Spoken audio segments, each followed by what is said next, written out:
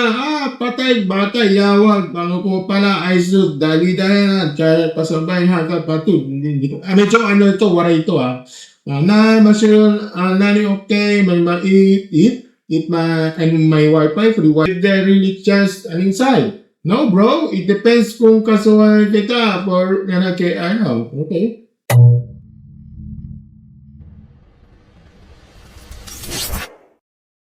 Hello mga stories, welcome back sa another itong incident nito sa ating content isang part 2 okay sa ating about the incident sa Tacloban Mga stories kung napanood niyo yung huling video natin tungkol sa nakakilabot ng isang school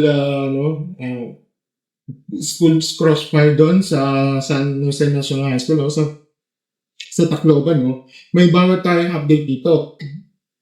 At sinasabi ko sa inyo kung nakaramdam kayo ng awa, takot at lungkot ngayon may nakakaramdam na kayo ng matinding galit. Kasi akala natin noong una baka biktima sila ng B-word ng mga batang ito kaya nag-snap, di ba? Akala natin bukso ito ng damdamin. Pero mga stories hindi pala, okay? Hindi pala. Lanado ito, okay? Lanado itong i-delete. Okay? So, medyo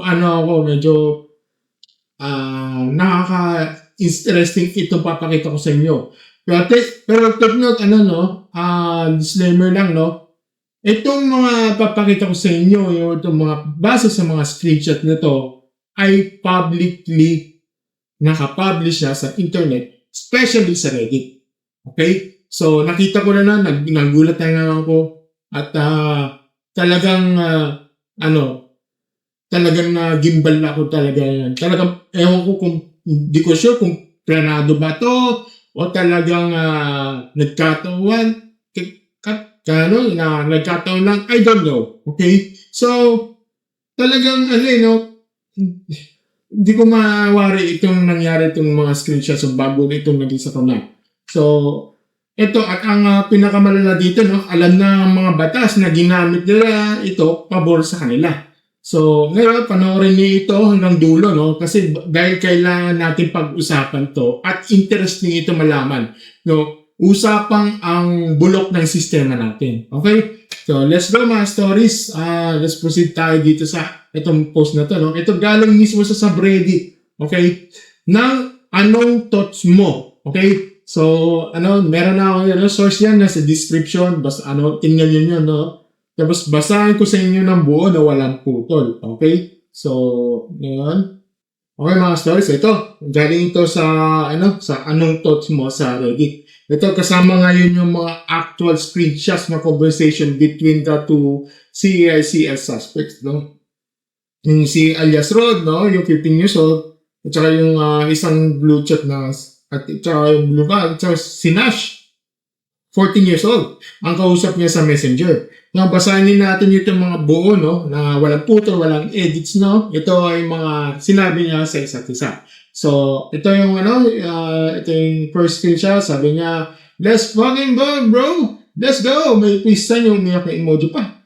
Ito, sabi niya, palate kita, bro. What's better? I know tomorrow. Ha, ha, ha. Now, bro. Dito sa, dito. Dito. Okay. Bro, G. Ayun pala. Next naman, ito. Bro, I made a reel Ito, abandoned exploring. Yawa, share pa ba? May baklava, okay. Edit pa yung message, Bro, what if mabi nyo yung kwento ito? Edited yun. Yo, bro, lang po. Next, ito naman. Tatay ko nakasuhan, makasuhan kita murder yan. Illegal process of, illegal possession of firearms, ganun, di ba? Tapos nag-reply, no bro, we stole it. We broken, minors can be charged. Oh my God. Mga stories, dito pa lang, dito nakahanap ito ng loophole. Di ba? Dito, minors can be charged. So, ibig sabihin, di sila makakasuhan yan. lalo na sa ngalan ng batas. Alam niyo naman yan kung sino ba yung tinutukoy ka dito. Alam ko sino yung senador yan na napasa sa batas na yan. Okay? So, ito. Yes, bro. That's illegal process because you don't have I have top license, no? Yung yeah, we can charge instead and different since we're minors. Oh my goodness.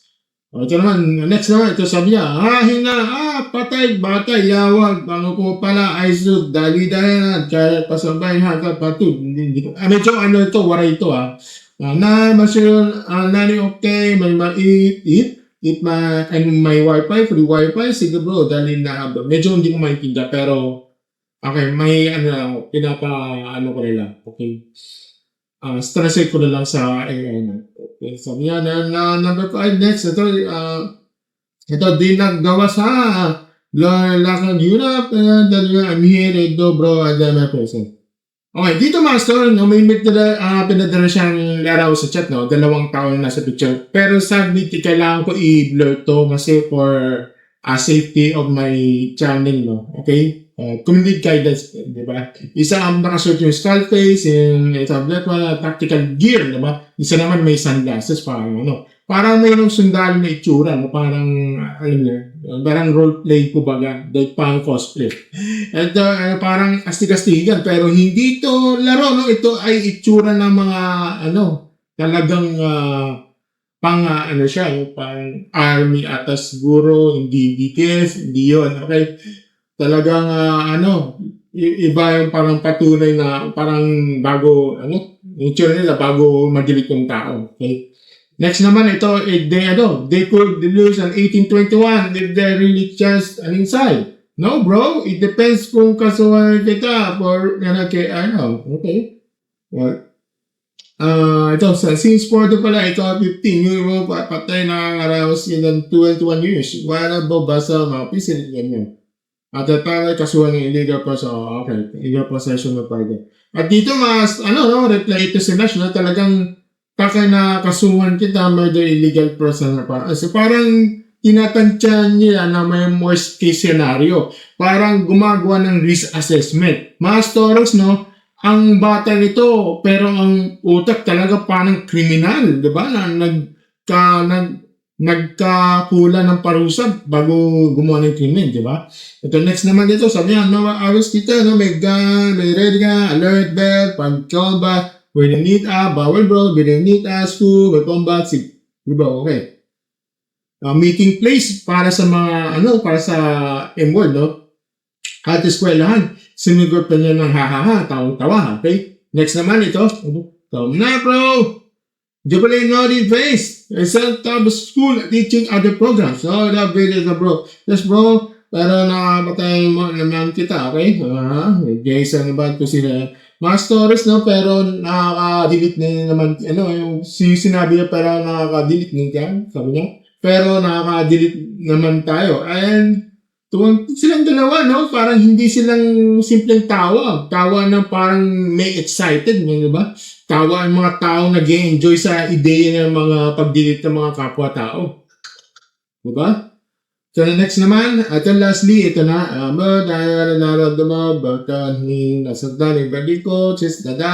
may andun yung makikita yung sila, make sure na madala mo, ay start medyo waray, hindi ko maintindihan, sorry, okay? So, yun na, this one, safe na, okay. Ito yung last message bago na araw ito nang nagkaroon ng sakuna. May plano na kung paano dalhin ito ng isang yung isang crossfire. Hindi si Nash ay nagdi-distract habang si Rod ay nagdadala ng mga armas sa school, no? Safe na, alam din na ba, terrible, tambo. At kinabukasan, 3 estudyante ang nabili. Okay? Yan mga stories, nabasang ulit ang mga komento mula sa Reddit at tungkol sa conversations na ito, walang putol. Ito sabi niya isa, no, for this change of messages, parang hindi naman B-word ang rason kung bakit nila ginawa yun. And that's more bothering is that the 14-year-old pa ang kinoconvince sa 15-year-old that we go through with it. Ito sabi niya dito, aware din ang mga 14 years about sa juvenile justice system. No? Mukhang matalinong bata sana pero hindi nagabayan na maayos. Yun nga eh. Grow from the loophole and went from it. That's why, yun yung mangyayari in the loophole eh. Yan ang bulok talaga sistema eh. Noon pa lang, ayan ang nangyari, di ba? Ayan, and went for it. Nagko-complain lang daw si Joey, si Justice din, lalaya na. I hope di sila, lalo na siya, palayain. Di ba? Okay naman, sabi niya dito, hindi naman sa matalino, just minong bata na kaming 22,000 matic na eh. Alam na high school sa with justice system. More like, nagustuhan lang niya gumawa ng kalokohan kaya nagka-interest ang justice system o baka enabler ang tiyahin kasi police, di ba? So baka may mga usapan ba sila ng minor kaya iba yung ikaso mo. Okay? So sabi niya, hello, I'm making analysis of an ongoing case and like to share it after I'm done as far as I am in the process of looking for sources. May I ask you where this was released? Okay? Tinatanong yung saan na na-release to. Okay. So, next naman, yan ang loophole na revised ng batas sa ayaw nila sundin na maayos na mga nasa katungkulan dahil para sa kanila ay petty. Ngayon, na super early stage na panya nila. Lahat na nakasakay sa issue. And last but not least, ito sabi niya, they should be charged as an adult. FRAT in jail, you're retarded. 3 young lives lost because of their stupidity. Isama mabulok yung kulungan yung tita niya. At mga bata na imbes na mag-aral na mabuti, ang ginawa kasamaan. Ibalik ang GMRC, ang mga religion classes sa mga schools para matuto ang tamang asal ang mga bata. Tapos alisin ng no students should be left behind. Parang imbes firing o anumang kawalangyaan gawin sa spare time nila anong gawain na mag-aaral na mabuti na hindi bumagsak. Diba? Yan mga stories, no? Sir, sit back, dito, kailangan natin sabihin, no? At hindi ako mapaligo-ligo, no? Diretso, wala sugarcoating. Again, ito is special edition kasi to na dapat nga, AM tong Reddit stories. Pero kailangan natin i-prioritize itong issue na to. Kasi napaka-interesting to. Kailangan natin imayin ano ang nangyari. So, yun mga stories, pwedeng ko ilagay sa panggabi to, pero kailangan talaga. So, pasensya na sa mga minsan hindi ko nasusunod yung mga ganung format sa aking channel. Okay? So, yun. Ngayon mga stories, let's proceed tayo sa aking opinion dito. Una, itong chat na to ang pinakamatinding ebidensya. Planado ito, hindi impulse. Okay? Mga stories, ito yung mga tao na sinasabi ng biktima ng B-word. Noong una, okay, yung sa last video ko, ito yung mga bata ayon sa initial report at nag-snap dahil sa pang-B-word sa kanila.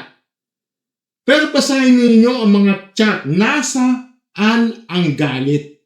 Okay? Nasaan ang sakit? Okay? Nasaan ang desperation ng isang taong na-abuse? Wala. At andun yung excitement, ha? Imagine mo, pinakita ko itong mga screenshots ng mga nandoon ang tawanan, nandoon ang kalkulasyon. Sabi niya, let's come and go, bro. Excited pa. Pero may naka-delete na naman kita. Sabi niya, tumatawag pa. Minors can be charged. May kaalaman sa batas. Imagine nyo. Tapos ito, i-distract just lang yung suksok. May tactical plan yan. May planado. Diba? Mga stories, ito hindi ang conversation mga batang desperado. Ito ay conversation ng dalawang tao na nag-i-enjoy sa ideya ng pag-delete. Okay? At alam nila ang gagawin nila. Alam nila ang posibleng parusaan. Desidido pa rin sila. Dahil para sa kanila, worth it ang thrill. Hindi ito B-word driven, ha? Ito ay thrill driven. Thrill driven to. At ang B-word narrative, alibag lang yun. Dahil lang para may sagot kapag tinanong. Diba?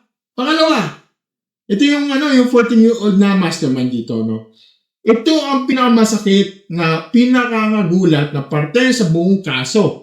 At mas bata ang dalawa, ang 14 years old na ito si alias Nash, okay? Siya ang pinakagumpinsi sa 15-year-old na tinutukoy na plano.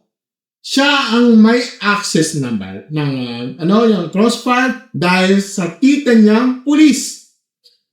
Siya ang nagsasabi na minors can be charged. Okay? Siya ang nag-research sa juvenile justice law. Siya ang nagsabi na they could release as 18-21 if we really change inside. Isipin niyo yan mga stories. 14 years old. Grade 8, grade 9. At alam niyo ang loophole ng batas? Alam niyo kapag minor ka at nakagawa ng krimen, kahit murder, hindi ka mahaharap sa regular na korte. Ipapasa yan sa Juvenile Justice o Welfare Council, ilalagay ka sa intervention program at nagpa-complete ka, ilalagay ka sa by 21. Masters, ang batang ito hindi mangmang. Okay? Matalino siya. Marunong siya mag-research. Marunong nag-analyze ang batas. Marunong magplano. Marunong na mag-convince na kasama. At ginamit niya ang lahat ng kakayahan niya. Okay? Hindi para mag-aral ng mabuti. Hindi para maging maayos ng tao. Kundi para magplano ng mass murder at nakalusot sa batas. Imagine nyo that? At alam nyo, ang pinakamasal dito, tama siya. Sa kasulukuyang batas natin, tama ang analysis niya. Kapag minor ka, iba ang proseso. At doon papasok ang tanong na di maiwasan. Ang batas ba natin ay nagpoprotekta sa mga inosenteng bata o bibigyan ng lisensya ng mga batang kriminal? Diba? Pangatlo, ang tawa yung ha-ha-ha, yung emoji. Mga stories ito ay parte na hindi ko ma-digest. Hindi ko matanggap.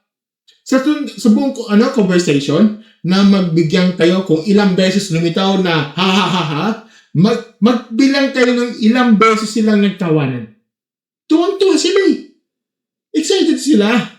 Para silang nagpaplano ng outing pa, hindi ng pag-delete. Okay?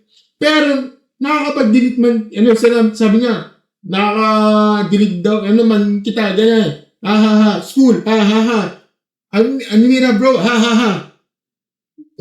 3 bata ang na-delete. 5 ang na-injured. At mga, na-delete sa kanila, tumatawa hambang pinaplano ng kanilang ng kadilitan nila. Mga stories ano ang klaseng kabataan ang nagtatawanan habang nag-uusap tungkol sa pag-delete? Sana natin mapupunta kung ganito ang mga kabataan natin. Sino bang sisisihin? Diba? Pang-apat, ang balaklava, ang tactical gear at ang mga glamorization ng karahasan. May pinalang silang larawan itong sa chat. 2 tao. Isa nakalusot sa Scarface mask at saka tactical gear. Isa naman naka-sunglass pa. Parang mga sundalo. Parang mga hitman, parang mga character sa Call of Duty. Parang yung sa sa Mindan. Ayoko na magsalita. Basta ganun yan. Yung Call of Duty, yung mga like pa yung mga online games. Parang ganun. Ito yung mga connection sa KM.DN shirt na yung sinuot niya, yung gano'n. Isa sa mga suspect noong araw ng Crossfire. Okay? S-word yun hindi ko pwede. Crossfire na lang kaya binagutan ko. Ito ang connection ng mga violent posts sa social media. Ang mga AR-15 yung mga photos na yan, mga viral videos, mga posts tungkol sa mga pagpunta sa kulungan. Mga batang ito na glorify nila ang karahasan. Para sa kanila, cool ang pag-delete ng delete ka. Astig na may astig na mga armas. batas ang nakakadilitan at makulong, di ba? At saan nila makakuha ng mentalidad na yan? Sa internet kasi, sa social media, sa mga violent video games sa walang parental guidance, sa mga school shooting, sa school crossfire, documentaries, na instead na matakot sila, na-inspire pa sila.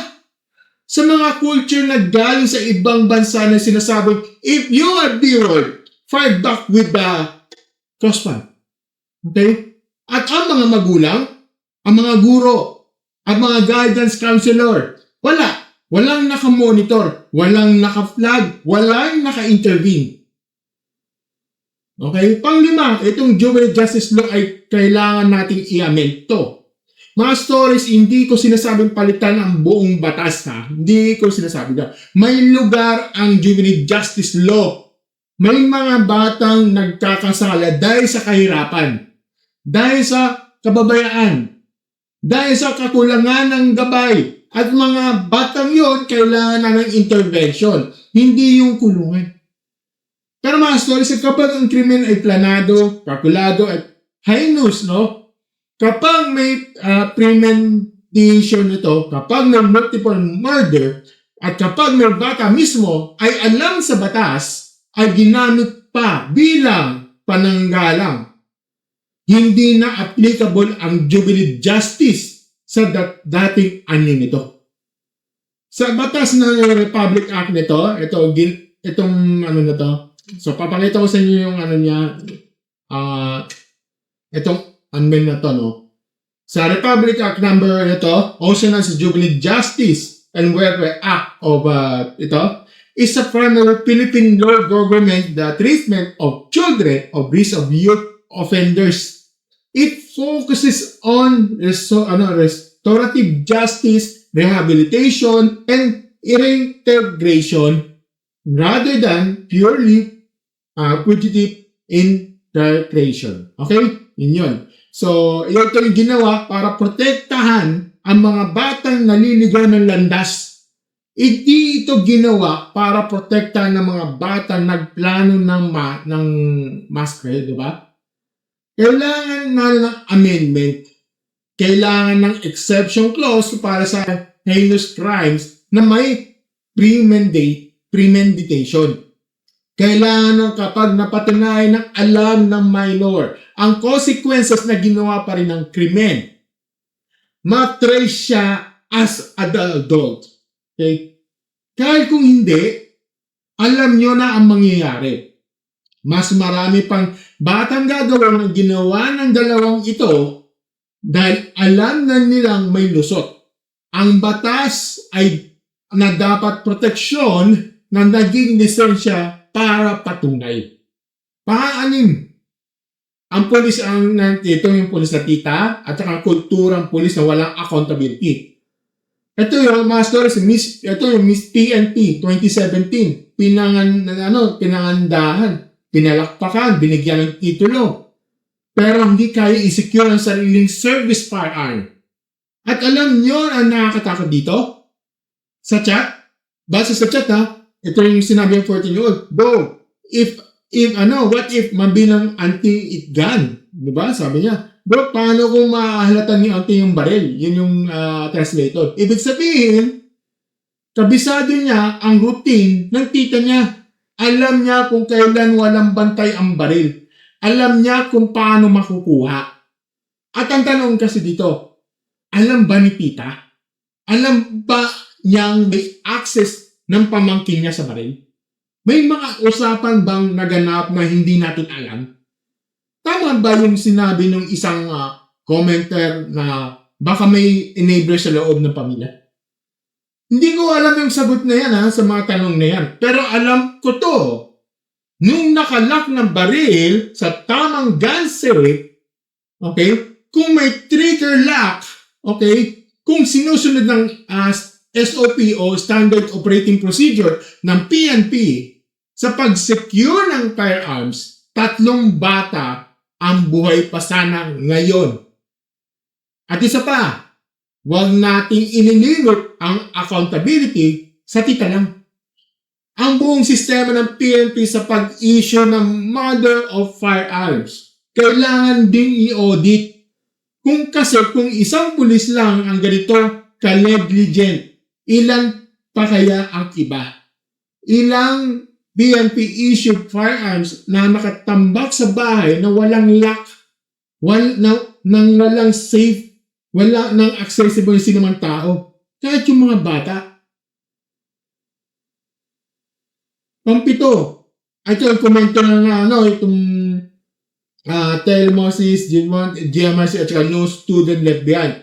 May isang komento na sabi na ibalik ang GMRC at religion classes at alisin ang No Student Shall Be Left Behind policy. So totoo lang mga stories, no? Guys, medyo extreme ang dating. May punto siya. Hindi naman sa literal na ibabalik lahat ng lumang sistema. Hindi ganon. Hindi naman ganon literal. Pero kailangan natin aminin na may kulang sa character formation ng mga kabataan ngayon. Ang values education natin, puro papel. Ang guidance counselors natin, kulang. Diba? Ang anti-beware programs natin, puro compliance, walang substance. At ang, yung no student left behind policy, sa ibang context na nagamit ito para i-promote ang mga estudyanteng hindi naman handa at nagbibigay ng false sense of security na okay lang, anong gawin mo? Nakakapasa pa rin ako. Hindi ito sinasabi yan ng dahilan ng shooting. Pero ang kultura ng kawalan ng consequences sa paaralan ng bahay sa batas, nagko-contribute ang mentalidad na walang nangyayari sa akin kahit anong gawin ko. Pangatlo, ang pinaka-importanting tanong dito, nasaan ng bilang lipunan? Mga stories, balikan natin yung katotohanan, okay? Dalawang bata, 14, 15 years old, nagplano na ng mass murder. Tumatawa hanggang nagpaplano. Nagnakaw ng crossfire mula sa isang pulis. Nag-research ng batas para malaman ang parusa. Nagsuot ng tactical gear at KMFDL shirt na yan. Paputok ng loob ng classroom na may 40, 50 na estudyante. 3 bata na delete. 5 ang na-injured. At ang na-delete, naghahaha pa sa chat ng day before. Saan tayo nagkamali bilang lipunan? Hindi lang ito tungkol sa 2 batang yan, ha? Hindi yun. Ito'y tungkol sa mga buong sistema na nabigo sa kanila. At nabigo sa mga biktima nila. Nabigo ang pamilya ng mga nag-monitor sa magbigay ng tamang gabay. Nabigo sa school na mag-detect ng mga red flags. Nabigo ang social media na mag-flag ng violent content. Nabigo ang batas ng pagbigay ng tamang consequences. Nabigo ang pulis sa mga secure ng firearm. At nabigo tayong lahat na mag-prioritize ng mental health and character formation ng mga kabataan. Mga stories, ito ang aking huling objecto nito. Hindi ko kailangan pang magpatawa o mag-lighten ng mood dito dahil wala nang nakakatawa sa sitwasyon nito. Lumitiba ba ako? 3 pamilya na nalibing na anak? 3 pamilya na hindi nakikita ng anak nilang umuwi galing eskwelahan. Ano pumatay ng anak nila? 2 bata! 2 bata ang tumatawa habang pinaplano ang kanilang kabilit. Kaya ang hiling ko dito, at hiling at hindi na hiling, panawagan na ito. Sa mga mambabatas dyan, tingnan nyo ang juvenile justice law. I-amend nyo. Maglagay kayo ng provisions para sa heinous crimes na may premeditation. Huwag nyong hayaan na maging sandata ng mga batang kriminal sa batas na ginawa nyo para protektahan ng mga bata. Sa PNP, i-audit nyo lahat ng PNP-issued firearms. Siguraduhin nyo nakasecure, nakalock, at hindi accessible ang mga tao na sa paligid ng tao na walang lisensya. Lalo na sa mga minor de edad. At ang pulis na tita, kasuhan nyo. Hindi pwedeng wala mananagot dito. At yun sa DepEd huwag na ninyong i-treat ng anti-B-word at mental health programs bilang checkbox. Bilang checkbox lang sa compliance. Maglagay kayo ng sapat ng guidance counselors. Mag-monitor ng student behavior at social media. At pagdating sa school security, isa lang ang pasukan at labasan. Metal detectors kung kailangan. Active crossfire drills. Hindi na pwedeng reactive lang tayo. Sa mga magulang na alam ko pagod kayo sa trabaho. Alam ko given na yan na pagod kayo sa trabaho. Alam ko busy kayo. Pero mga stories ang anak nyo nasa social media. Ang anak nyo may access sa internet ng puno ng karahasan. At ang anak nyo, baka ngayon may kachat ng katulad nito. Ito. Kausapin nyo sila. Tingnan nyo ang phone nila. I-check nyo ang mga behavior nila. Huwag nyo ipagwalang bahala kung mga senyales dahil sa mga senyales na hindi ninyo pinansin. Pwedeng maging crossband na tutukan ng ibang bata yan. Mga stories, kung magkilala kayo, kapatid, anak, pamangkin, kapitbahay, kaklase, di ba? Na nagpo-post ng mga violent contents, ang obsessed ng crossfire, na nagbabago ng ugali, di ba? Na nagsasabi ng mga naka-alarming bagay na yan. Huwag niyong baliwalain, okay? Sabihin naman sa magulang, sabihin sa guro, sabihin sa police, i-report, kausapin, isang conversation lang ang pagitan sa buhay ng kadilit. Diba? Na kadilitan. Okay? 3 bata ang na-delete dahil 2 bata na desisyon maging madilit. At nagtawanan pa sila habang ginagawa ng desisyon yun. Hindi ito pwedeng maulit ito. Hindi na, tama na. Sana hindi na maulit itong mangyari itong incident ito. Pakiusap lang ako. Yung mga stories, maraming salamat sa panonood at pakikinig. Alam ko mabigat ang episode na to.